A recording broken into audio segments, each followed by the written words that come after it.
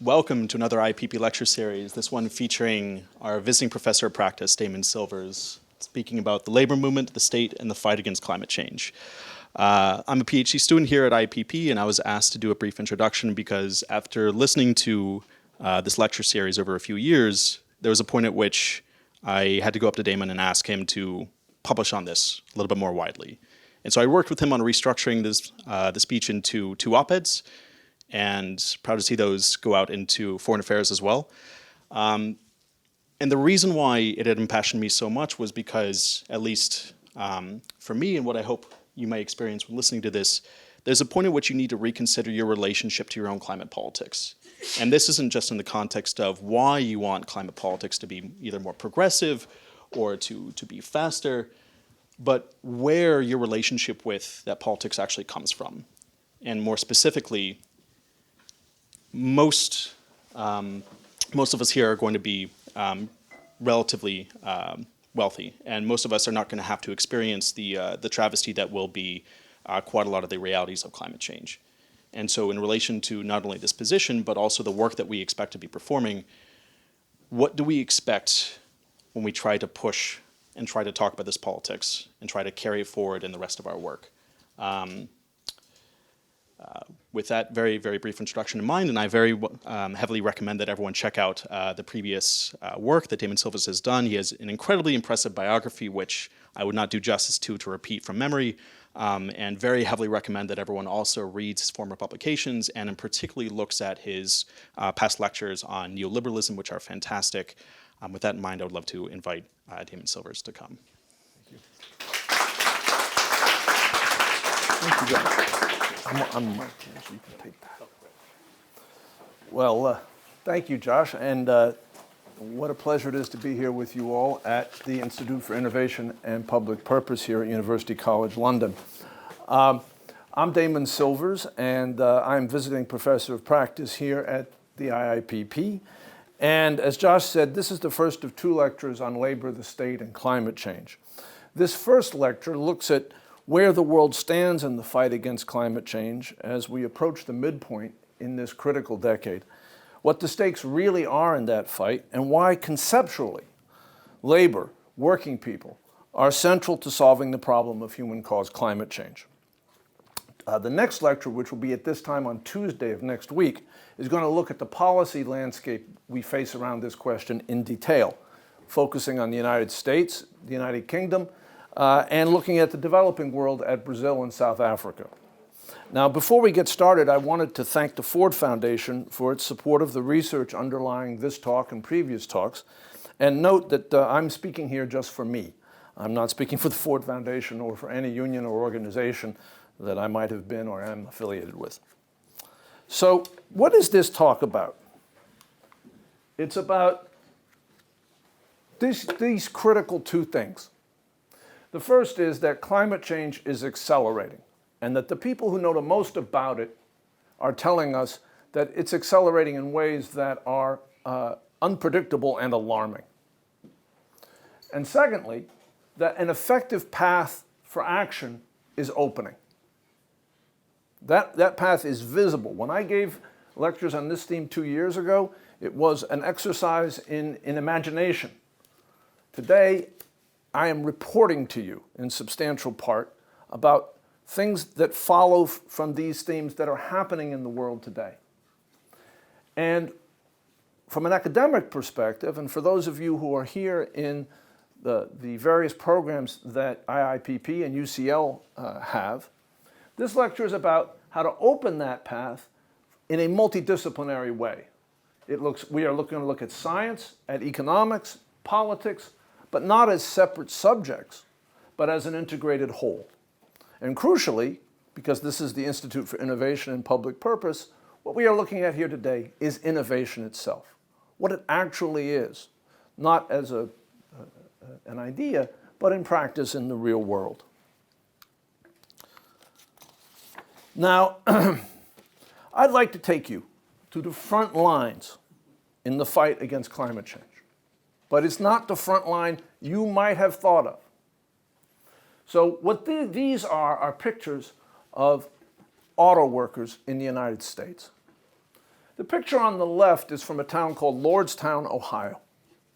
Lordstown, to my mind, embodies what is really going on in the fight against climate change with a greater degree of edge than any place I know of on Earth. Because what happened in Lordstown, Ohio, is that there was a gigantic General Motors auto assembly plant that dated from the 1970s. And that plant was shut down. And in its place, across the street, was put a battery plant for electric vehicles. And that plant was operated by a subsidiary of General Motors that General Motors claimed they didn't really control. And that plant paid half the wages of the plant across the street that they closed. This is a picture of the people who forced General Motors to pay the same wage in the battery plant as they paid in the assembly plant. And that, my friends, is the only way in which we can successfully fight climate change. Those are the terms that are the prerequisite for effective action on climate change, not just in Lordstown, Ohio, but in India, in Brazil, in China, and in the United Kingdom. And on the right is last week. That picture was taken on Friday. Okay? That picture is Volkswagen workers in Chattanooga, Tennessee, in the United States, at the moment in which they won their union. Every foreign-owned auto plant in the United States today, plus Tesla, is non-union and pays significantly less than the unionized General Motors, Ford, and Chrysler plants. This is the first one since the 1970s in which workers won their union. And what this is about is the question of whether or not the future for industrial workers as we fight climate change is going to be a future of low wages and diminishing opportunities, or a future of increased prosperity and security. The answer to that question will determine the answer to the question of whether we can actually successfully fight climate change. And again, not just in the United States, but around the world. Now, there's a precedent for this. There's a precedent for this, and it's an old one. This is the president of the same union that you just saw the photos of in 1940. His name was Walter Reuther.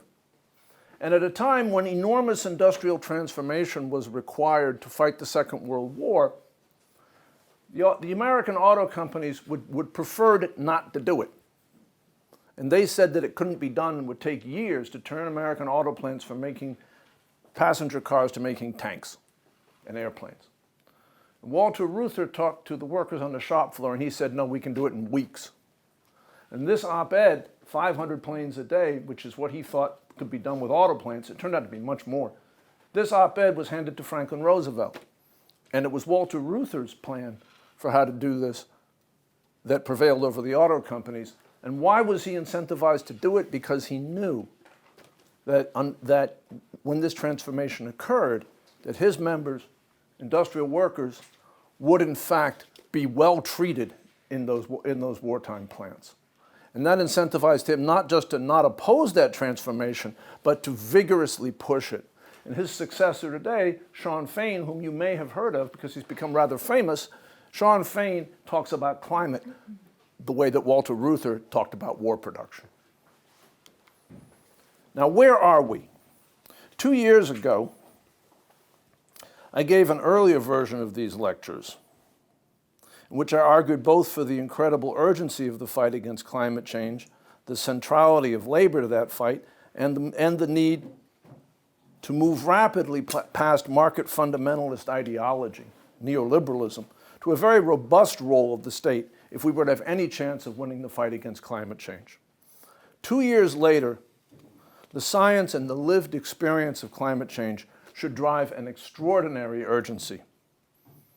The world remains, today, 2 years later, or for that matter, 10 years after the Paris Climate Accords, we remain on track to 3 degrees Celsius of global warming, median case. This means we are truly rapidly approaching a point of no return on a journey to a radically different and fundamentally more hostile world to human beings. That is the conclusion of the most recent report called Synthesis of the United Nations IPCC, the body that convenes the global meetings on climate, the COP meetings most recently in Dubai, and that tracks the totality of climate science research. And 3 degrees, as we shall see, means catastrophe. But there is reason for hope. This slide may look a little obscure, but it is a slide of hope. The Biden administration's efforts in the United States to combat climate change are demonstrating that the approach to fighting climate change based on a robust state supported by an empowered and mobilized working population can succeed. Now, why does it show this? You got to look at, this is a graph of GDP growth and net greenhouse gas emissions. And there's been a lot of noise in recent years around this type of data because of COVID, right? Because we had this dramatic drop in GDP growth during COVID. But what happens here is that in 2022, the Biden administration moves through US Congress $3 trillion in public investment, much of which is focused around reducing climate change. In 2023, the next year, we see a substantial growth in GDP. The green bar is GDP, a 2.4% GDP growth. That, by the way, would make the current government of the United Kingdom weep with joy if they could get anywhere near close to that number. And next to it, emissions have gone down. Economic growth with falling emissions. This is the holy grail. And the fact that it can be achieved tells us there is hope. Now, this promise cannot, though, be achieved through halfway methods. And in fact, it is becoming increasingly clear that even more radical forms of state action than those embodied in Biden's legislative accomplishments of 2022, even more radical forms of state action, at least from the perspective of the financialized policy norms of the 1990s, will be necessary if we are to stabilize the climate at levels human civilization can manage. And the question then is what must be done to make the political economies of the world's democracies, the intersection of governments and economic structures and social structures, innovate quickly and aggressively enough to stop catastrophic human-caused climate change. In fact, as Mariana Mazzucato, the director of this institute, and I argued in our recent piece in Foreign Affairs that Josh referred to, the events of the last 2 years show that to fight climate change, a fundamental rethink of the relationship between workers, firms, and governments is urgently needed. One that, in many respects, draws on the kind of collaboration and conscious market shaping that has in the past been associated with wartime or with state projects like the Apollo space program or the kinds of events portrayed in the movie Oppenheimer. The neoliberal global political economy of the last 40 years envisioned the state, the government, as the servant of the business community, providing subsidies to business, and workers as silent partners in economic activity, seen but not heard, and ultimately kept silent by the state by force if necessary. Effective action against climate change requires a new model, a robust and self-confident state, a relationship of partnership between the state, firms, and workers, and a model of the firm that sees the firm's fundamental goal as benefiting all its stakeholders, not as being run as an exploitative relationship for the sole benefit of its short-term shareholders. Within this broader point, the core argument of these 2 lectures is that working people, and specifically people who work in the construction, manufacturing, and engineering sectors that are at the core of what must be done to fight climate change, working people must be at the center of our efforts as a global community. And this must happen not just in the developed world, but in the developing world. To understand why labor is so central to the fight against climate change, we need to first closely look at what climate change is and what the nature of the fight against climate change is, both as an engineering problem and as a political economy problem. Here at the Institute for Innovation and Public Purpose, we often speak of the role of the state in addressing what our director, Mariana Mazzucato, calls wicked problems.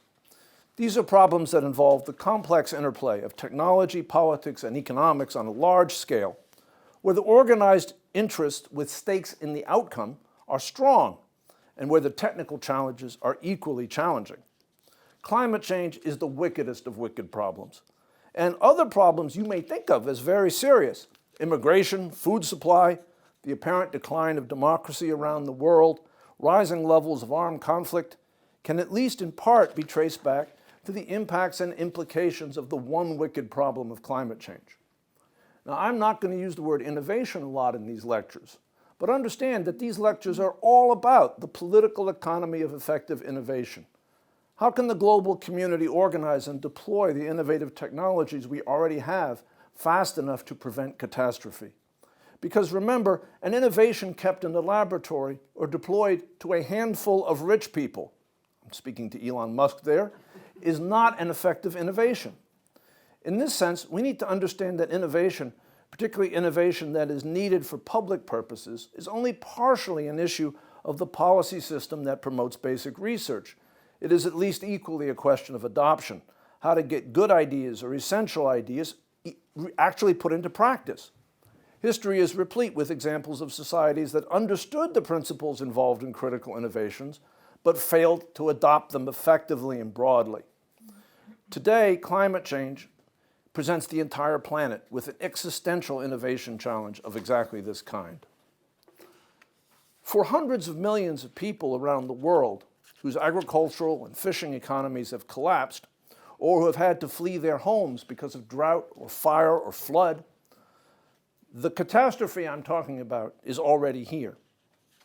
And the ripples are growing already far beyond the actual physical catastrophes. For millions of homeowners in the United States who can't get home insurance, the financial consequences of climate change are already here. For consumers here in the United Kingdom looking at rising food prices, the impact of climate change on food-producing regions in the Mediterranean, most recently the collapse of olive oil production in Spain, means a future of food scarcity is already here. For Londoners, who for 2 strange days were cut off from the rest of the United Kingdom 2 summers ago when 40-degree heat led rail lines designed for a Victorian climate to buckle, a future of profound and expensive change in the physical fabric of our lives was briefly already here. And most ominously around the world, the future of escalating armed conflict rooted in climate change is already here. This present in Syria and Central America and the Sahel and Ukraine is all of our future unless the world's major carbon-emitting societies are able to organize our political economies to effectively fight climate change with far greater speed and scale than we are currently doing. And let us speak explicitly about why such huge efforts are needed to fight climate change. Just 3 projections from the ICC should tell us why 3 degrees of warming is intolerable. By intolerable, I mean that we would want to expend whatever it took in terms of resources, political capital, to stop it. 3 degrees means 1 billion climate refugees from rising seas, drought, and simple heat. 1 billion. That is something on the order of 100 times all the refugees that have moved on this planet in the last 10 years. It's an unmanageable number. 3 degrees means sea level rise of 1 to 2 meters by the end of the century. Meters, not feet. Inundating major cities and fertile river deltas. And 3 degrees means, which this map shows from the World Resource Institute, 3 degrees means a 50% cut in tropical food production, which will threaten large-scale famine and conflict over food. The levels of human suffering implied in these projections is hard to imagine, but the real danger here is not from the environment directly. It is from the consequences of these kinds of stresses for the global political and economic system. The potential for both large-scale conflict and political and economic collapse under the stress created by these types of events. But this lecture is not a catalog of the reasons to despair. It is a roadmap for effective action and for why effective action is so necessary. Because while it is almost too late to prevent global warming at catastrophic levels, it is not too late.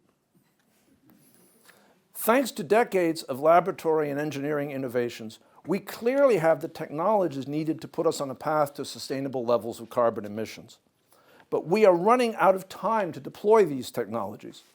To avert catastrophe will require heroic public policy and engineering efforts on a global scale, precisely the kinds of efforts that have eluded us as a global civilization in the decades since human-caused climate change was definitively identified in the 1980s. But it will not require perfection. It's a very important point.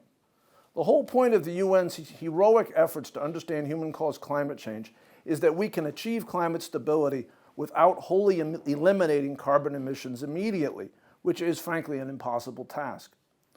We need large-scale reductions immediately, and we need to focus our efforts on the large-scale systems that drive carbon emissions globally. I'm going to come back to this point because it is so critical to understanding both what is necessary in terms of climate policies and, more importantly, what is not necessary, and in fact plays into the hands of those who are trying to block effective climate policy by appealing to working-class voters around issues that ultimately are unnecessary and inconvenient. The reason why the relationship between labor and the state is at the heart of whether it will be possible to execute effective climate policies is rooted in the nature of climate change as a problem. Much like war, climate change is completely unsuited to market solutions. This can be shown experientially, historically, by the fact that in the neoliberal era, we spent 40 years trying to get the capital markets to fix climate change completely ineffectively. It can also be shown conceptually by looking at the implications of climate change's nature as a long-term externality. Climate change is the kind of problem that markets will not address, and even with nudges, in the sense of Professor Cass Sunstein at Harvard, it will not address the problem in time. Why?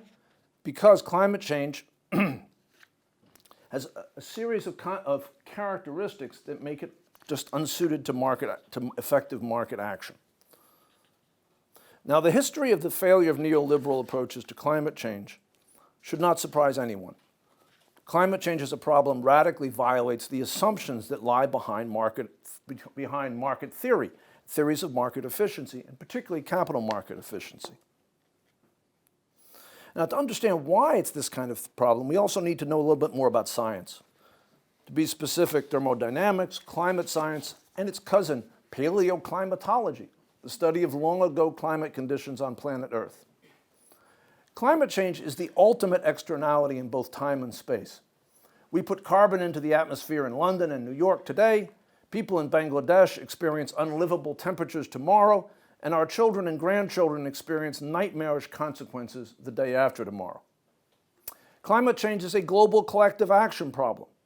While every nation must do its part, if a few large economies fail to act responsibly, everyone on Earth will pay the price. Climate change is nonlinear in its impact, and it is compound nonlinear. The growth of carbon emissions since the 18th century has grown nonlinearly. That's the graph right there. The feedback loops built into the geology and climate of the planet, the impact of melting methane in Siberia and decreasing snow and ice coverage, mean that warming increases geometrically for every arithmetic increase in emissions. And the impact on both planetary ecology and human society is both exponential and punctuated. There are surface temperature levels at which human beings can no longer live outside. There's kind of a bright line between one and the other. Large areas of Antarctic ice will eventually fall into the polar seas, but they won't do it slowly. One day they will fall, suddenly raising sea levels. Fire frequency in California has not grown linearly, but exponentially. Sea level rise will grow exponentially at every possible level of global warming going forward. The only question is, how steep will the curve be? Now, here is an example of what compound linearity looks like, both scientifically and financially. This is what Florida is going to look like in 2080. Median case. 2080 is within your lifetime. You will see this, not within mine, but within yours. Median case, 3-foot sea level rise. The blue color is gone. Blue color is gone. The blue color is all the barrier islands, Miami Beach, all that. It's just gone. Over in the left-hand corner, you see the real threat. That's the sea coming into the Everglades. Now, what if we're not at 3 feet, but at 5? That thing over there goes all the way over there. Now, 2080 is a little while from now. You guys probably have a hard time imagining where you're going to be in 2080. The financial markets do not. They are able to imagine this very quickly. And as a result, if you live on this map, you cannot buy property insurance today. Now, that's compound nonlinearity. Right? Everything accelerates. Now, climate change is also baked in, meaning that global warming does not instantaneously reach an equilibrium level as carbon levels rise in the atmosphere. It takes time for the full impact of emissions to be felt. How much time is unclear, but it's measured in decades. But it is like the Titanic hitting the iceberg. Long before we feel the full impact of what we have done, we will not be able to stop it from happening. The nonlinearity of climate change and the backloaded nature of its impacts means that we cannot use our prior experience of the impact of climate change as a guide to what the future impact of climate change will be, other than to be certain it's going to be a lot worse. And that future catastrophe will be baked in long before those who have caused the catastrophe experience it. Now, climate change also has huge tail risks, things that are not certain. Like, this is the median case. What's the outer case?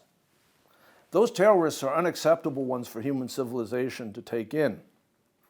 The wise decision maker always asks, what is the maximum downside risk? And would it be endurable?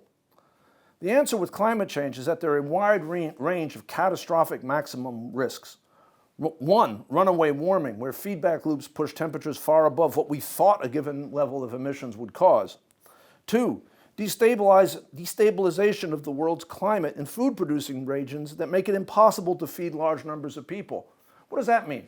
That means, for example, the Atlantic heat pump shutting down so that Great Britain and France and Germany have the climate of Labrador. That's a real threat. All right? Three, the destabilization of the ecological balances of the ocean in ways that again affect the planet's ability to sustain life on its current scale. Paleoclimatology, I warned you I was going to threaten you with this. Paleoclimatology, the study of ancient climates, teaches us one sobering fact about tail risk. We live in an interglacial period. The period began about 12,000 years ago when the great glaciers that covered the northern hemisphere began to melt. There's nothing particularly special about our interglacial period. There have been a number of them. But something noteworthy about our period is that our climate has been stable. There have been cycles of cooling and warming periods in recent geological history, but they have occurred over hundreds of years, not months or decades. This relative stability is likely an important factor in the emergence of human agriculture, but we can't take it for granted. There's a lot of evidence in Arctic ice cores that during the ice ages, climate in the northern hemisphere was far more erratic than it is now, with temperatures and precipitation levels changing rapidly within a single decade in a way that does not seem consistent with high productivity agriculture. We think we know what happens if we destabilize the climate. We think it's arithmetic, but we really don't know.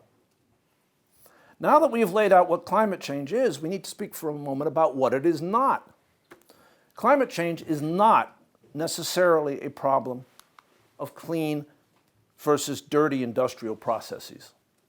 It is a problem measured by how much carbon is in the atmosphere and carbon-related things like methane. To fight climate change effectively, we may have to do many things that taken in isolation are not green or clean, but are necessary to prevent catastrophe, necessary from an engineering perspective, or necessary politically or economically. Today, as we sit here, the United States Environmental Protection Agency issued orders on carbon emissions from power plants in the United States. They ordered those emissions to be carbon captured. Many people in the environmental movement think carbon capture is not a good idea, that it's a concession to big industry and so forth, and the carbon might not stay underground. But that particular order is politically necessary. That's why they did it. It's politically necessary. We need more steel and aluminum and rare earth metals to fight climate change, not less. We need more electric power, not less. We need to build vehicles and machines that don't emit carbon to replace vehicles and machines that do emit carbon. If we don't build those vehicles, the ones we have will keep emitting carbon. Climate change is also not a question of personal morality. You may have been told that, you may believe that, but it's not true. It's a question of public policy, engineering, finance, and most of all, politics. It's a question of who controls the state and what do they do with that control. Voices that try to change the subject away from what climate change is really about to talking about individual behavior, about household recycling practices and the like, both give the public a false sense of despair and a false sense of personal guilt. It also creates an unnecessary divide in climate politics. This is what Josh was alluding to. As very few people are wealthy enough to organize their personal lives on their own to get to zero carbon emissions, without essentially impoverishing themselves and endangering their physical safety. Finally, and most importantly, climate change is not an aesthetic issue. While it is true that climate change threatens a number of charismatic wildlife, polar bears and pandas, and it will bring unfortunate and perhaps ugly change to landscapes many people find beautiful, it cannot be understood as a problem involving trade-offs between aesthetics and animals and tourism on the one hand, and jobs and economic growth on the other hand, as so many public policy issues around the environment since the 1960s have been framed. Talking about climate change as if it were an aesthetic problem signals to others, other people who may not be as well off economically as you are, that it is a set of trade-offs, and sets up political conflict between people who can afford to choose aesthetics over jobs and people who can't. But the truth is that climate change isn't this kind of problem. It threatens all of us, rich and poor, with catastrophic consequences. The alternative to action on climate for the people of the world's major carbon-emitting countries isn't the extinction of the polar bear or the drowning of faraway islands. It is famine on a continental scale, drowned cities, displacement of whole nations, and the inevitable wars that would follow and are already starting. And that is the upside scenario. The downside scenario is runaway warming, accelerating feedback loops that would threaten the basic biological structures that enable human life on Earth. Today, climate change threatens the stability of a highly complex global political economy that 8 billion people depend upon for food, clothing, heat, light, and personal safety. The threat is global, and there are no exceptions. As I touched on at the beginning of this talk, last year the IPCC, the UN body charged with coordinating global efforts, released this synthesis report. The report was dominated by a tone of alarm. If you read the report, and I urge you to do so, you don't find a single fact that's alarming. What you find is an overall tone of alarm, that the effects of climate change were growing more rapidly than anyone expected, and that the level of uncertainty with warming over 2 degrees was growing rapidly. They could not assure us of anything as we began to look at scenarios over 2 degrees. But the IPCC continued to offer hope that it was still possible to contain human-caused climate change to 1.5 degrees Celsius, the goal of the Paris Treaty. But unfortunately, we are now past the time frame in which drastic action was required to stay within 1.5 degrees, even with an overshoot. So we would have to catch up, essentially, to that time frame. And the time frame for drastic action to remain within 2 degrees is now narrowed to approximately 6 years. I just want to show you something about this graph. This is us where we are now here. This is where we're headed if we keep doing what we're doing. That's 3 degrees. These sharp curves in emissions are different scenarios. This is the 1.5 degrees scenario. We needed to turn like 2 years ago. This is 1.5. This is 1.5 with an overshoot. We needed to turn 2 years ago, but not quite so fast. And this is 2 degrees, which requires a dramatic shift in emissions around the year 2030. It is highly troubling that even in this country, significant government bodies are backing off this kind of turn. The Scottish government did very recently. You don't make this turn, you start to lock this in. But 2030 is not 2 years ago. It's in the future. These factors, the externality issue, the time lag, the nonlinearity, and the tail risk, make climate change a problem that is almost uniquely unsuited to the dominant neoliberal policy frames that have shaped both the world's major economies and the politics of multilateral institutions. Keeping climate change at levels that we can manage, at levels where mitigation and adaptation are possible, requires societies act with a level of cohesion and direction we have only seen in the context of mobilization for world war. And so we face an existential challenge for humanity. Can our global system of states execute this type of program of change within these time frames? A lot of effort has been put into thinking about the engineering challenges, but relatively little discussion has been underway about what is needed from the perspective of political economy to actually do this. This is a profound challenge to governments of all kinds, and particularly to democratic governments. Successfully getting climate change under control is going to require the state directing outcomes at an economy-wide level, directing investment in innovation, directing capital investment, regulating consumer behavior, again, in a way not seen outside wartime. This is market-shaping activity in the biggest of ways. To have an actually effective effort to bring climate change under control requires a far more robust role for the state, a rethinking of corporate finance and corporate governance to be more long-term and more focused on the firm as a nexus of investment, and a true integration of working people and their unions into the decision-making processes of the political economy. What is required is robust state market shaping, and that requires public support. And in particular, support from those people whose incomes, community well-being, and economic security are dependent on construction, energy production, manufacturing, and transport. This sounds relatively straightforward as a goal, but there is a big problem. Excuse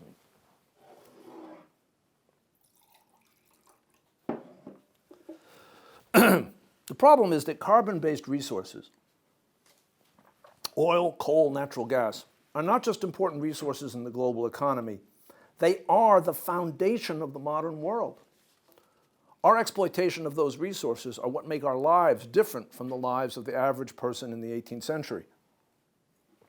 Lives of brutal physical labor, exposure to the elements, fear of the darkness, hunger.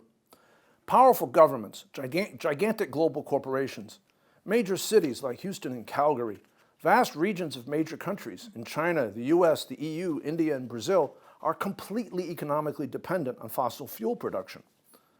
And so are hundreds of millions of people, not just coal miners and oil refinery workers, but workers in the auto industry and all its myriad supply chains, truck drivers and bus drivers and taxi drivers and auto mechanics, everyone involved in heavy industry, steel, cement, aluminum, everyone involved in aviation, everyone who builds, maintains, and flies airplanes, and everyone involved in the military in any way, and in modern agriculture, anyone who fertilizes a field or harvests a crop with a tractor, and on and on.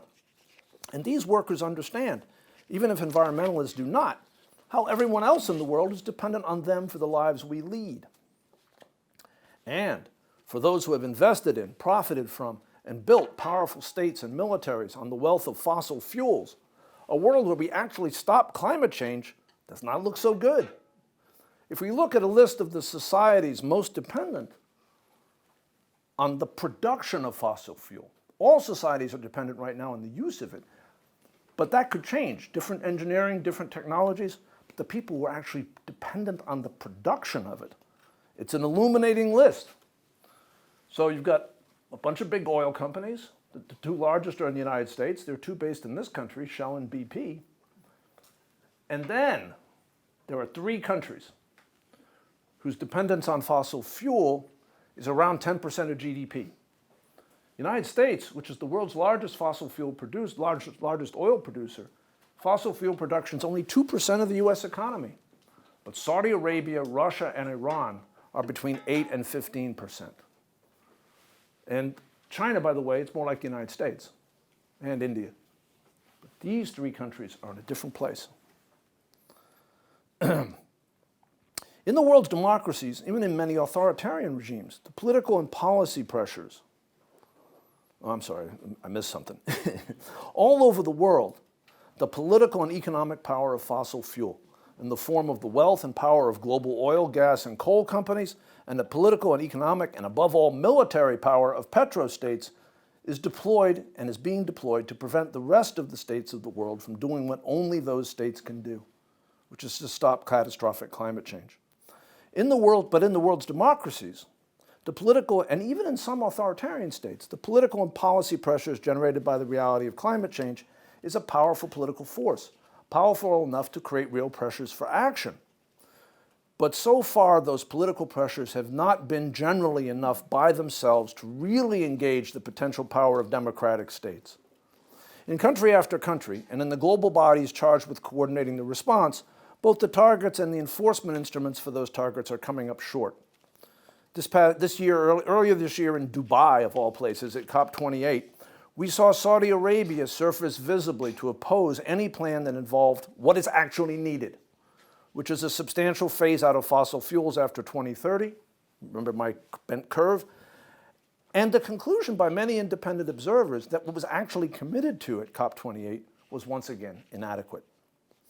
In the developed world, a key question in the political conflicts over climate change has been where working people, their unions, and the political parties they sponsor and influence have come down on fighting climate change. Where workers and consumers who are dependent on fossil fuels have added their voices and their political power to the efforts of fossil fuel companies to defend the status quo, effective climate policy has failed. But where it has been possible to build social unity, including working people, behind climate policies, those policies have generally moved forward. Prior to 2020, this type of social unity had mainly happened in the countries in the developed world where there was a tradition of trade union strength and social dialogue on important public policy between the state, trade unions, and business, the kind of social model I talked about earlier. Most notably and impressively, this kind of thing happened in the German coal shutdown plan that Germany adopted in 2019. That was the subject of one of my earlier lectures 2 years ago. But following US President Joe Biden's administration coming into office in 2021, there was a massive shift in both US public policies and the attitudes of the United States labor movement on these issues, an experience that will be central to my next lecture on Tuesday. This is where you can see the path forward. Now, to be clear, the global labor movement has been an important voice for action on climate change for years. The International Trade Union Confederation, the organization of the world's labor movements, has been an active participant in every IPCC meeting and has strongly embraced climate science and the targets articulated through the IPCC process.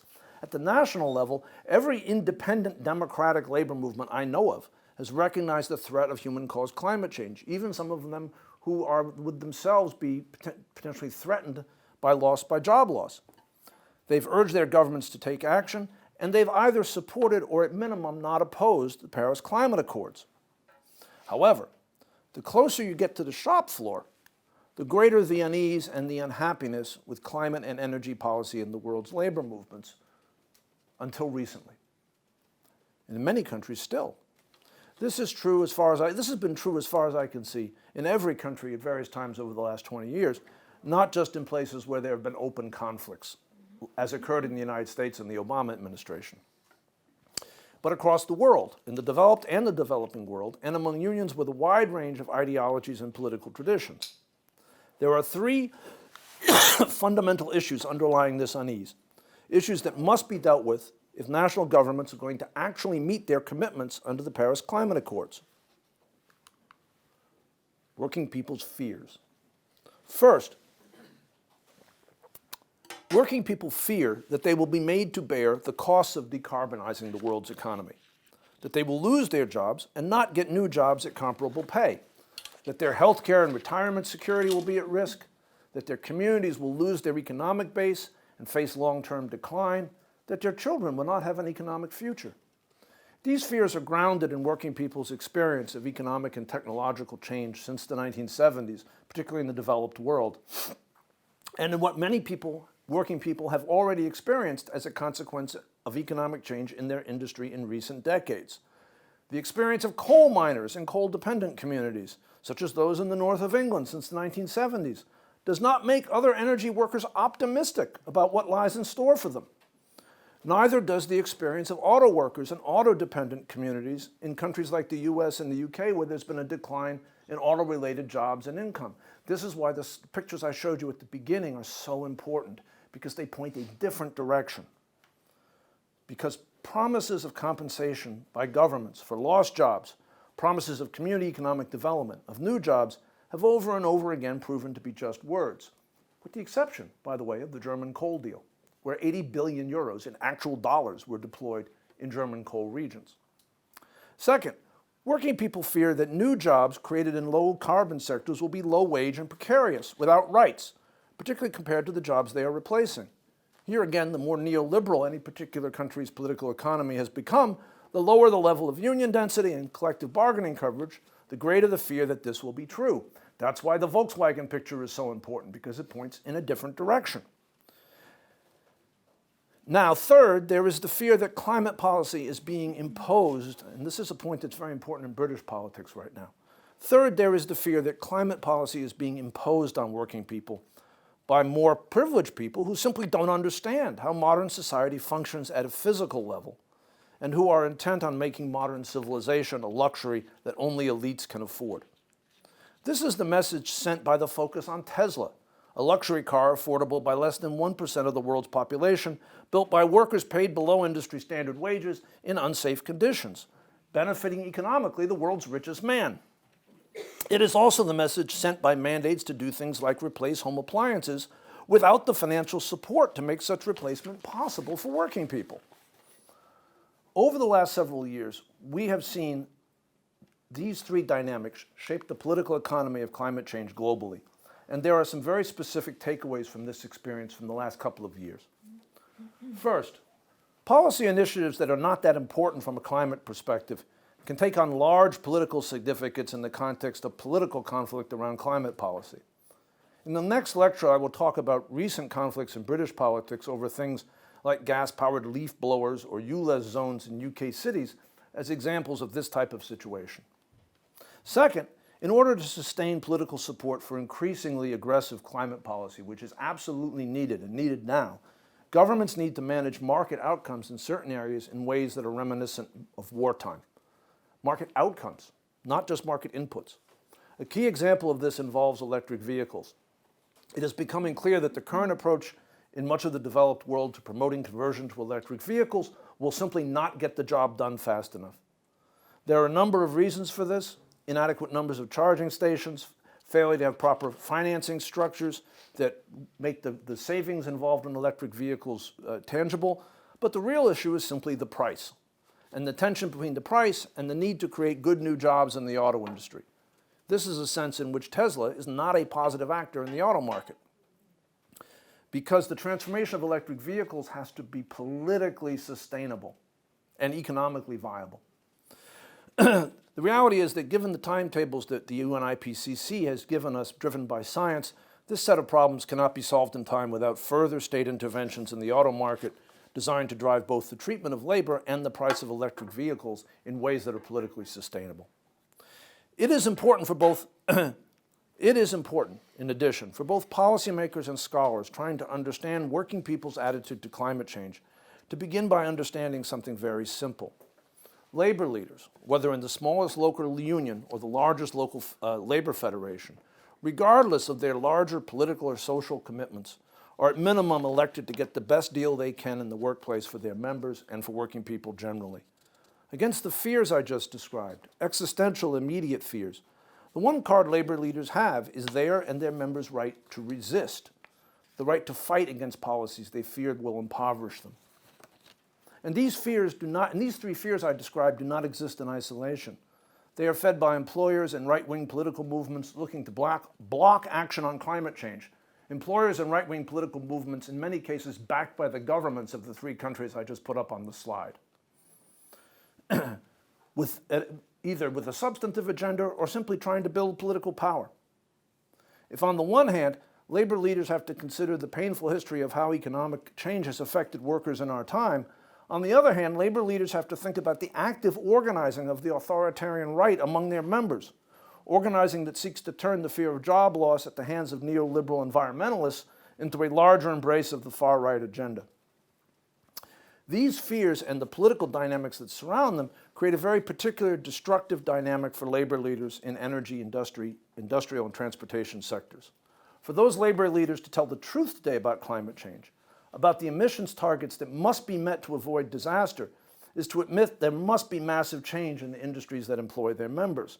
And to admit the need for that change in the absence of having any voice in the future of those industries or the industries that may replace them, and to do it in the absence of any meaningful guarantee that their members won't be made to bear the costs of change while the wealthy party on.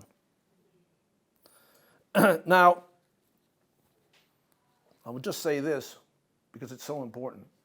The Biden administration in the United States, the Biden administration investment agenda, like the German coal deal and like initiatives on climate in Scandinavia, has managed to address these things. That's my next lecture. But not everywhere in the world has this happened. These are just a few examples. Now, it is high time that the political leadership of the world's democracies engage with the leadership of the world's labor movements to make it possible for everyone to tell the truth about the nature of the threat we are facing and what must be done about it. Because in today's world, one of the most important functions labor movements play in democracies is as trusted sources of information for their members. And again, we'll come back to that next week as well. Finally, a note on what we mean when we say the labor movement. What matters here on many levels is engagement with the workers most directly affected in terms of job security: energy, industry, transportation, construction. From an environmentalist or a policymaker perspective, that engagement can be hard. It can be more comfortable to talk with progressives in other parts of the labor movement. It may seem much easier to talk with environmental activists who are part of the labor movement. But it is only the hard conversations that matter. In this way, when we look at these fears, we see the twin curses of neoliberalism in relation to climate change. On the one hand, neoliberal policies for directly addressing climate change through, quote, market-based solutions have failed, and were certain to fail given the nature of climate change as a problem. Secondly, and more insidiously, neoliberal labor market and tax policies have weakened the state, trade unions, and other institutions of social solidarity and promoted skyrocketing economic inequality. The combination has seriously damaged the capacity of neoliberal societies to respond to climate change by weakening both the levels of trust and the institutions of civic participation, particularly trade unions, necessary to organize the kind of policy response that human-caused climate change demands. What is needed to respond to these fears? First, broadly, we can't respond in a credible way without the kind of fundamental change in political economy model that Mariana and I wrote about in Foreign Affairs. Because only that kind of change can generate the trust and security needed for an atmosphere both of collaboration and truth-telling. Second, more specifically, the experience in the last 10 years in multiple countries, the German experience, the US experience, negative experiences in France, to some degree in this country, suggests that the state that is seeking to build broad public support with working people for the necessary action on climate with speed and scale needs to do three things: money, dialogue, and leadership. Or as the slide says, leadership, money, and engagement. It's the same thing. Dialogue, or engagement, in the sense that there must be collaboration among the major stakeholders: workers, business, communities, environmentalists, scientists, and others, to shape state action, or there will never be the level of social support needed for the scale and speed that are necessary. Money, in the sense of funding for the investments that must be made now, compensation for workers in communities facing job loss and economic dislocation, and money necessary to ensure that the new jobs that are created are comparable to the old ones that were destroyed. By the way, in the Biden administration, money constituted $3 trillion. $3 trillion in investment in U.S. infrastructure, jobs, and climate change. And finally, leadership from the state itself. Civil society will not organically generate the level of urgency needed at this point to avoid catastrophe. It requires political leadership. The goal must be avoiding catastrophic warming.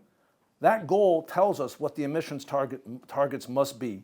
Political leadership must convene civil society, and in particular the labor movement, and set that as the goal, and then ask the questions, how do we hit the targets we must hit?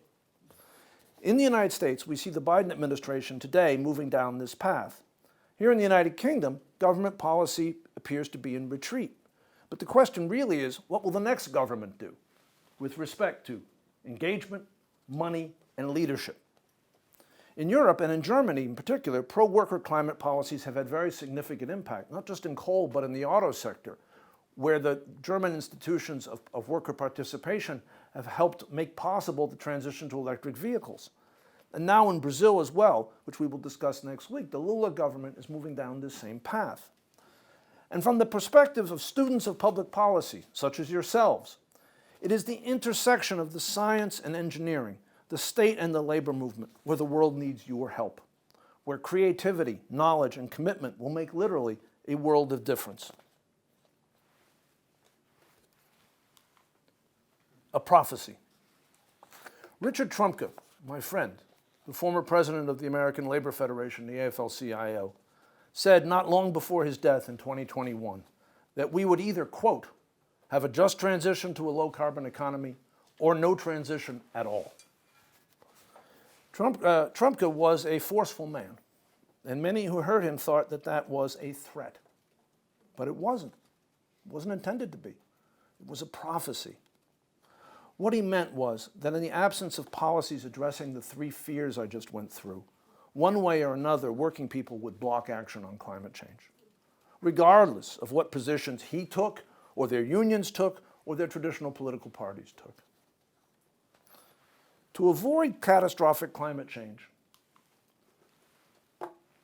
we need to have we need to have state action on a level only seen in the past in wartime. I've said that several times. It's worth saying over and over again. Market solutions cannot stop greenhouse gas emissions fast enough. Effective action requires intensive state deployment of technologies and reshaping of markets. And state action requires a broad social and political foundation. And that requires working people's support.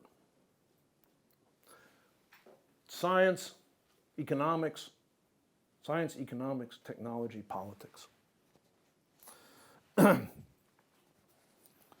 that engagement, for this to happen, policymakers need to move away from neoliberal policy frameworks. Policymakers need to bring to the process of shaping state action the money, the leadership, and most of all, the commitment to engage with working people. Only through these processes, through genuine co-creation, can we develop the political support necessary for the action. Workers must be co-creators, not objects. Now let me restate, this is not a moral appeal. This is the only political economy of effective and timely action to contain human-caused climate change. And this dynamic has specific implications in terms of technologies. There are technologies for fighting climate change, like carbon capture and nuclear, that may not be the best possible technologies, but that are essential as part of the political equation for action because of their job-creating capacity. In that sense, there are no successful pathways for containing climate change that don't involve those technologies. And you could add to that the technologies involved in building electric vehicles, the mining and so forth, or windmills, or solar panels.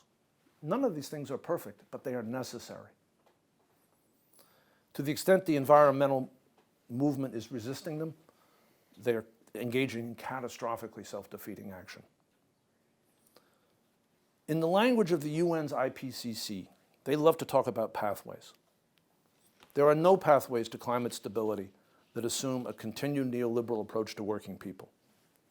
But as of today, there is a real basis for hope.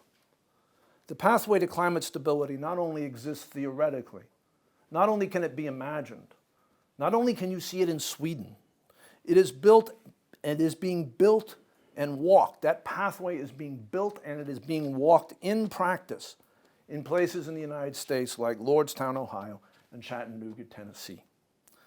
In these people's joy and sense of power, finally, you can see the way in which we can not only have a much, much better form of human society, but we can create the politics, the political economy, in which we can actually get climate change under control. And not only in your lifetime, but in mine. Thank you very much. And now I hope we have time for questions.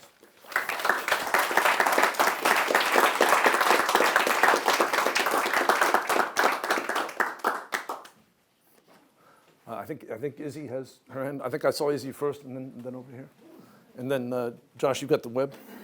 All right. It's for the people online. Marvellous. Thank you, Damon. That was excellent. I wonder how do we make sure we don't just solve the problem of carbon emissions and leave all the other problems either staying the same or worsening? I mean, we all get our electric cars, but other parts of the world are thoroughly exploited for lithium. Other parts of the world are thoroughly exploited for uranium. How do we make sure that doesn't happen? This is a really important question. All right.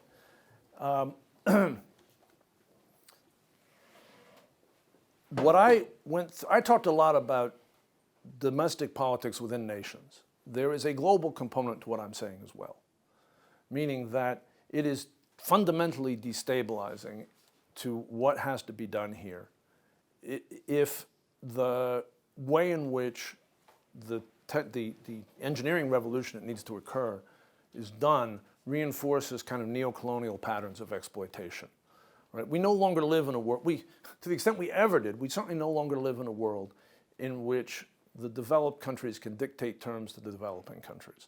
This is why I'm coming back to, in my next lecture, talk about Brazil and South Africa. Right? Because what happens there is as important or more important than what happens, say, in the United States or the United Kingdom around these things. If we end up with a dynamic where essentially the developed world tells the developing world, you have to remain in poverty so we can fight climate change. It's the same thing as saying to steel workers or construction workers, you have to lose your job so we can fight climate change. Right? It's the same dynamic. Now, we also have to be cognizant of the fact that oil companies and petrostates are using the problems that exist in, say, rare earth mineral production as a way of trying to stop the conversion to electric vehicles. That's a reality of politics today, that kind of stuff is in social media and has been lifted up by people who are clearly aligned with the oil companies. And so keeping those two things separate is very important. A key thing about what I just said, though, is this. If we get to 2.5 or 3 degrees of warming, the place where 1 billion people are going to be displaced from is not the developed world. All right? The place where that is going to happen is in South Asia, in parts of Central Africa, in Central and South America, but particularly in South Asia. Right? The impact of runaway climate change on the global majority is unimaginable. And so anyone who says that this is a problem of the developed world and the developing world should just go ahead and develop using carbon resources the way the developed world did is describing the future that cannot exist. Thanks, Damon. Donald Brown from Sprue. I understand the series of your talks is about labour. Yeah. I wanted to ask a question about capital. So labour and capital are often connected. Yeah. So, you look at the Inflation Reduction Act, quite a successful policy, but it's essentially been big tax breaks, de-risking private investment and arguably de-risking private profit into the climate transition. Now, we might say that's a necessary thing. Other people would argue we need to fundamentally actually challenge who owns the assets, who benefits from this investment in order to actually democratise the transition and build the type of consent that we need so we don't reproduce the 20th century. So what would you say to that? I would say come on Tuesday. That's pretty much the subject okay. of Tuesday's lecture. I'll try. But I will, on the theory that not everybody can come on Tuesday, I will try to give you a very brief answer. I think much of I think it's become clear that there are shortcomings in the IRA, the strangely named Inflation Reduction Act, although you have to understand like supply side economic theory to understand why it's called the Inflation Reduction Act. The Inflation Reduction Act is an enormously successful act in my view, but it has many of the shortcomings you just mentioned. And there needs to be a 2.0. And other countries, such as the one we are sitting in, need to learn from this.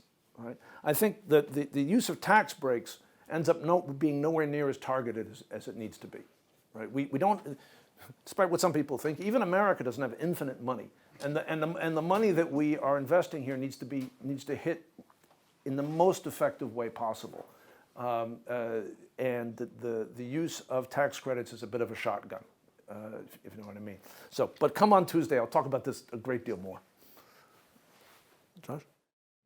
Actually, we had 3 questions online, 2 of which have been somewhat addressed, but one of which is a contextual question where someone had experience working on the context of lithium mining, and they wanted to know how the labor movement could contribute to new job training in evolving spaces like the realities of future mining. Right.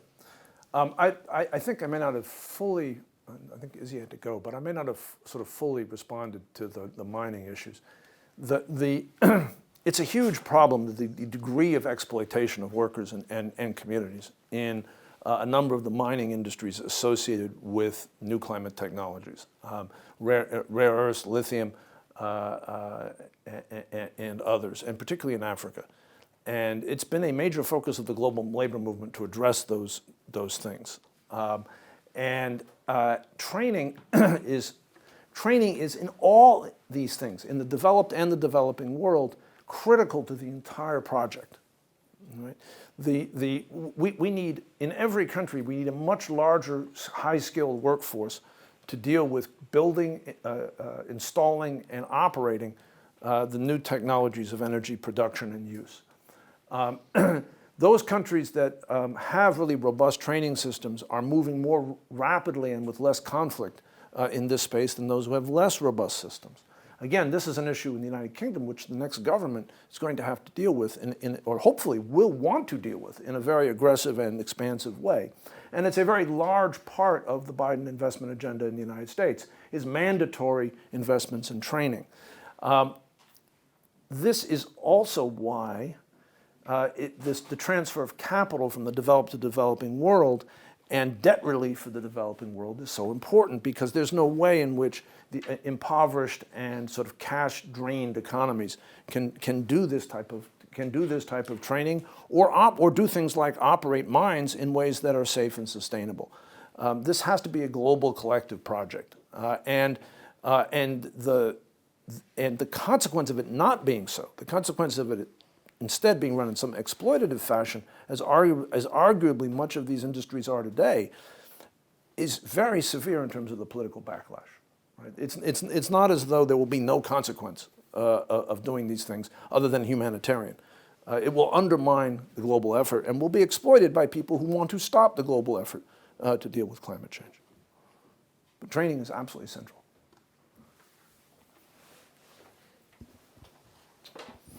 Hi, I wonder, can you elaborate more on this division, or maybe not division, but I'll call it a division, between the higher-ups of a labor union who are in support, or at least not undermining climate agreements, and the unease of the people on the ground? I mean, how is that reconciled? What is that tension really like in the shops, in the factories? Well, let me tell you that in the absence of really trusted and robust programs for creating lots of good jobs, right? Or in the absence, which is essentially what the Biden administration has, or in the absence of really trusted systems for worker involvement in economic change, which is what you'd find in Germany or Scandinavia. In the absence of these kinds of situations, and where might a place with the absence of these kinds of situations be? The one we are sitting in. Right? That is the state of the British society, is that neither of those things exist today. Right? There's a history in this country of horrible treatment of working people in the context of economic change. Most kind of dramatically the events around the shutdown of the coal industry and the miners' strike in 1984, in a situation like we have in the United Kingdom today, what the leaders of the labor movement understand the need to act aggressively on climate change. They support that. Many people in the rank and file of the labor movement do too. But there is a deep feeling, right? There's a deep feeling among everyone, from top to bottom, that it's likely that we're going to get exploited here, that we're going to end up being the losers, right? That Mike Bloomberg or Elon Musk is going to get rich, that middle-class people are going to feel good, and we're going to be unemployed. There's a deep feeling about that, even as people support action on climate. And that feeling can end up being, what's the word for it? It can end up being weaponized by oil companies, petrostates, right-wing politicians, right? In ways that potentially divide the labor movement, and it can also be turned into conflict by neoliberal politicians who have visions of action on climate change that do impoverish working people. Right? It's a contingent situation. Right? And I believe, based on what I've seen over the last 2 years, both in the United States, in Northern Europe, and now I think increasingly, I think the Brazilian election is a very important moment in this regard in the developing world. I believe that these fears can be dealt with. I believe it is possible to build social unity between and unity between the state, the business, and the labor movement around radical action on climate change. I think it can be done. Right? But you have to understand what the obstacles are in order to be able to overcome them. I hope that's helpful. Great. Yeah, we have another question online before passing over again to the room. The question is, what are your thoughts on the use of the framing just transition and degrowth to tackle the climate crisis? They don't really resonate with those in my community or the union members I work for. Wow, I love that question. I'm going to say something heretical here. The labor movement invented the term just transition. In fact, I think somebody I know invented it about 15 years ago. I used it in this talk because my dear friend Rich Trumka used it in that remark, which I think is so powerful and insightful. But in truth, I hate the term. Why do I hate the term? In America, some people may know this, in America, in the African American community, you know what it means if you say that you've transitioned? But he looks at me blankly. It means you're dead. It means you're dead. It means you died. The term just transition just doesn't suggest something positive. All right? I think, and it also doesn't explain why we need to do it. Right? I think the fundamental issue we have right now, which is why I spent so much time talking about climate science, is that people don't understand how dangerous this is. This is not an optional thing. This is not like saving the dolphins. This is not like that. This is like the Second World War. Right? If you want to understand what this is, except, as somebody famously said, we've met the enemy and he is us. I mean, we have to change ourselves in order to be able to deal with this. Although increasingly, I kind of feel like we actually have some tangible enemies who are not us. I put some of them on the screen earlier. So the term just transition, I think, doesn't capture any of this.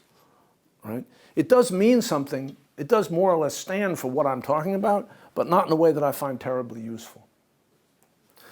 Degrowth, I think, is a terrible word. I would never use that word. Never. And this comes to, and the reason why I would never use that word is because it suggests that we're going to impoverish ourselves in order to fight climate change. That's crazy. Right? What we need to say is what we need to say, because it's actually true, is that we are going to build a better, more prosperous, more secure, more environmentally stable world. And we will be better off, not just in terms of having avoided the kinds of catastrophic scenarios I described earlier, but in terms of being economically better off. That's why when I said there is hope at the beginning of this lecture, I showed you this incredibly geeky slide that showed these two bars. That 2.4% growth number for the United States during a period when we reduced our carbon emissions, right? That's not degrowthing, that's growthing, right? We need to grow, we need to show that fighting climate change not only doesn't mean degrowthing, it means growthing. That's if we want to actually have the political unity necessary to get the job done. And I know that there are people, including some dear friends of mine, who sort of think that what we really need to do here is somehow find an escape hatch from industrial society. Right? That the fight against climate change means we should no longer be a high capital-intensive, technology-intensive, resource-intensive global society. We should be something else. If you have any conception of what life was like before we became energy intensive, that sounds terrifying. Absolutely terrifying. Right? My grandfather grew up in a house without central heating in northern Wisconsin. I do not recommend it as a way of life. And I do not believe it is possible to get political support for returning to it. I think that type of agenda destroys the political foundations we need to avoid a nightmare. And we need some discipline not to do that. Thanks. I have a question relating to the notion of a kind of a green industrial strategy in the context of the UK. I mean, we can consider the IRA as like the US's green industrial strategy, and we see like the Tories are not interested, but there's chatter amongst Labour. I think the points you're making about the fear of the transition to kind of green industry in terms of the fear of job loss and the fear of kind of the fear from a consumer point of view of like increased costs, like the cost of EV are very salient. But I wonder whether you could talk about it in the context of the UK being fundamentally a service economy. We cannot reverse 50 years of deindustrialization overnight, and we cannot possibly onshore everything. And we know that, for example, cost of production of green sectors, EVs, what have you, will be significantly higher in developed countries like the UK than they are in China. So how do we kind of manage the tension between wanting to onshore some tech in the UK, but knowing that it's going to be incredibly expensive, and this resistance towards importing or buying everything from China where they can produce EVs much cheaply, and that's why they're succeeding. So there's this clear tension between like actually having a whole system transformation. We could do that by just buying Chinese goods, buying Chinese EVs, buying their batteries. But how do you manage that tension, and how do you actually decide on a policy level, these are the things worth onshoring, these are the things that we can onshore? That is a fascinating, that's a great question. Thank you for asking it. I forgot to mention something that I meant to mention at the beginning of this lecture, which is that, again, I mean, there's so many things going on in the world today that directly relate to what we're talking about here. I mean, they're happening in real time. A few days ago, Sherrod Brown, the chair of the U.S. Senate Banking Committee, who's a quite significant U.S. politician, a Democratic politician running for re-election in the state of Ohio, put out a call for an absolute ban on the importation of Chinese electric vehicles into the United States. Now, he did that in a context in which Donald Trump has said that he favors a 100% tariff on Chinese electric vehicles. Now, the question of whether Donald Trump actually means anything he says is a question for another time, right? But these are political facts, right? And what we know about electric vehicle sales, both in the U.S. and in Europe, is concerning given what I showed you about 2030, okay? Now, there are different theories about what to do here. There is a neoliberal theory that we should just make everything as cheap as possible by importing it from the cheapest producing country, regardless of how people are being treated there. This goes back to Izzy's question about mining, right? If it's true that children mining lithium in in Central Africa is the cheapest way to produce electric cars, some people would say, well, why not? Right? I don't believe that for a minute. And I think the same thing is true in relation, for example, to forced labor in Xinjiang in China, which makes solar panels and, for all I know, components in electric vehicles, which is part of what Sherrod Brown was talking about. Now, I think in this country, in the United Kingdom, the first thing to understand is that this is not a deindustrialized country. It is on relative terms, but the United Kingdom remains a major industrial power, and in particular in automotive. Where does the UK have real industrial juice? Automotive, aerospace, and some kinds of heavy engineering. And it's really important in terms of my view is that it's really important in terms of maintaining political coherence around an aggressive climate agenda to ensure that climate change doesn't become the excuse for deindustrialization. That will be my lecture on Tuesday as well. I'm going to be talking about the United Kingdom and particularly about the steel industry and Tata Steel and decisions made around that and how that is played out as a matter of political economy. I think that, and I said this in the lectures, but perhaps I said it too murkily, too much murk. I'll try to be clearer. I think today that we have to deal with the following fact. If we want political coherence, if we want political unity around really aggressive climate action, we need to ensure that certain kinds of critical goods from a consumer perspective that are also critical from a job perspective are produced significantly domestically and are priced at prices that consumers can afford. I'm particularly concerned here about autos, but I think the same thing is true for appliances in the home. And this means radical state management of those markets, much as we do in wartime, right? And I think it means, frankly, subsidization of the prices of domestic vehicles in a way that we have not seen before, in order to move electric vehicles faster with 2030 in mind. And I will come back to this on Tuesday, but it's not going to be how great that subsidy really needs to be. Someone I'm friendly with, who knows these questions very well, says that in fact the price problems are nowhere near what they seem. That companies are getting very large margins out of these vehicles, and that there are problems with scale. And that if you could ramp up very quickly to scale with electric vehicles, a lot of the pricing problems would go away. There's also something related to something you said in your question that has an implication that people don't think about a lot, which is that developed societies are very wealthy. And a lot of that wealth is being generated in quote, services and essentially in digital-related technologies.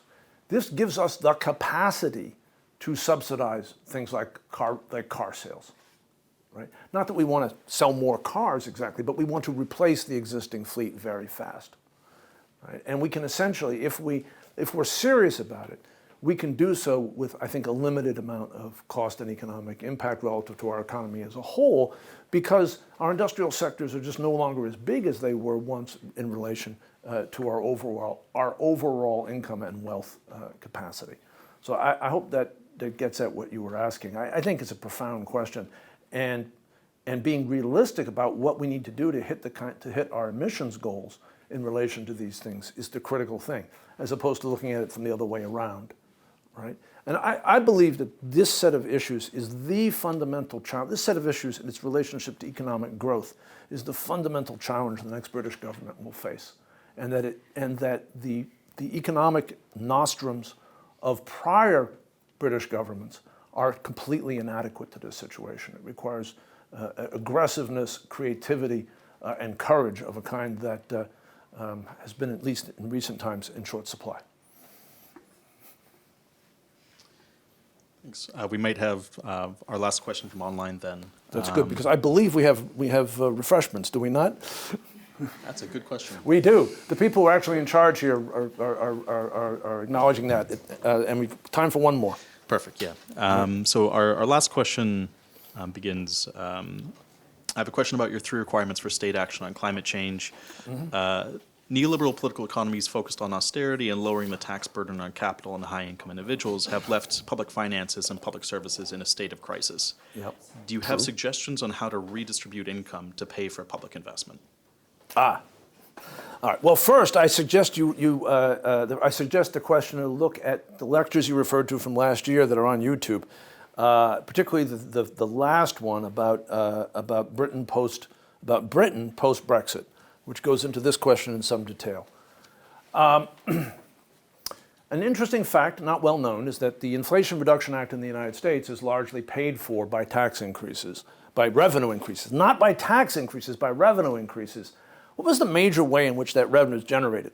The major way in which that revenue was generated was by a large budget allocation to the Internal Revenue Service, to our tax collection agency, which has generated, I believe, something on the order of $1 trillion in new revenue over a 10-year time period. Because essentially no effective tax enforcement was going on in the United States prior to this in relation to rich people with lawyers. The Biden, I had a conversation with a senior official in the Biden administration recently about the situation here in the United Kingdom. They said, my first piece of advice to the next government is beef up inland revenue. Second, you've got to deal, particularly in this country, I don't know where the person asking the question is coming from, but globally, and in particular in the United Kingdom, the question of the taxation of capital is the central question. This country, the United Kingdom, undertaxes capital scandalously. Makes the United States look socialist.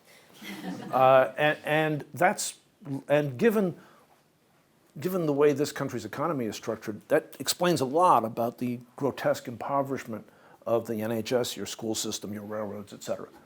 And so that has to be addressed. In wartime,